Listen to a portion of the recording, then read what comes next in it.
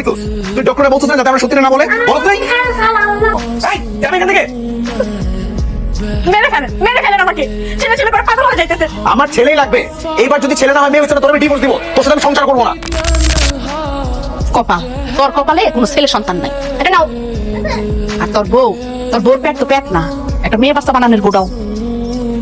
কি করবো বলো মা? 3 বার চেষ্টা করলাম, 3টাই মেয়ে সন্তান হলো। আমি আরেকটা বার চেষ্টা করে দেখি, এইবার যদি অন্তত পক্ষে একটা ছেলে সন্তানের মুখ দেখতে পাই। কি বললেন আপনি? আবারও সন্তান নেবে? হ্যাঁ নিবো, কারণ আমার ছেলে সন্তান চাই। মা, এবারে যদি মেয়ে হয় তখন? আর তুমি কি কুলুখানা কথাবার্তা কাও এগুলা? হ্যাঁ, সারাক্ষণ খালি কথাবার্তা মুখের মধ্যে। শিমুপুরে একটা ভালো কুবেটাজ আছে, আমি ভাবতেছি একটাবার ওকেও সেখানে নিয়ে যাবো। হ্যাঁ, সেটাই ভালো হইব। গাছের বোতল আনছো? সামনে একটা বাজার আছে, বাজারে গিয়ে স্বচ্ছ সুন্দর পরিষ্কার দেখে একটা গাছের বোতল নিয়ে আসো। আমি গাছ গাছালির পাকলা দিয়ে ওষুধ বানায়া সেই রস আমি বোতলে ঢালবো। যাও, এখানে চুপচাপ বসে থাকবি। আসো, পাশে এসে বসো। আমি তোমার একটা গোপন কথা বলবো, সেই কথা কাউকে বলা যাবে না। কি কথা? কথাটা আসলে তোমার মধ্যে না, সমস্যাটা হইল গিয়া তোমার স্বামীর মধ্যে। আমার কাছে একটা উপায় আছে। কি উপায়? তোমার স্বামী যখন বাইরে কাজের জন্য যাবে, তুমি গোপনে গোপনে আমার কাছে চলে আসবা। ছোট লোক। এই তখন ওরকম ভাবে এখান থেকে চলে আসলি কেন? আমি তোর আমার সাথে করে নিয়ে গেছিলাম না? আরেকবার যদি এরকম কিছু দেখি একদম ভাইয়া পা ভাঙিয়ে ফেলবো। এটা আমি এসব খাবো না। কি সমস্যা তোর? সমস্যা কি বললে তো আপনি বিশ্বাস করবেন না। কবিরাজ লোক ভালো না, আমাকে কুপ্রস্তাব দিছে, আমি তাকে মেরে চলে আসছি। আমার সামনে কোন সাহসে তুই মিথ্যা বলতেছিস? আমি সত্যি বলতেছি। নিজের চেহারাটা একবার আয়নার মতো দেখছোস? তোরে দেখতে 40 বছর একটা খালামার মতো লাগে। হ্যাঁ, এখন তো আমাকে খালামার মতোই লাগবে। বিয়ের আগে তো খুব বলতেন আমি একটু পরীর মতো সুন্দর, এখন আমি খালামা হয়ে গেছি, তাই না? তোর বিয়ের আগের ছবি এখন আমার ফোনের মধ্যে ওয়ালপেপার দিয়ে রাখছি। এই মনিকা তুই কি একা আসোস?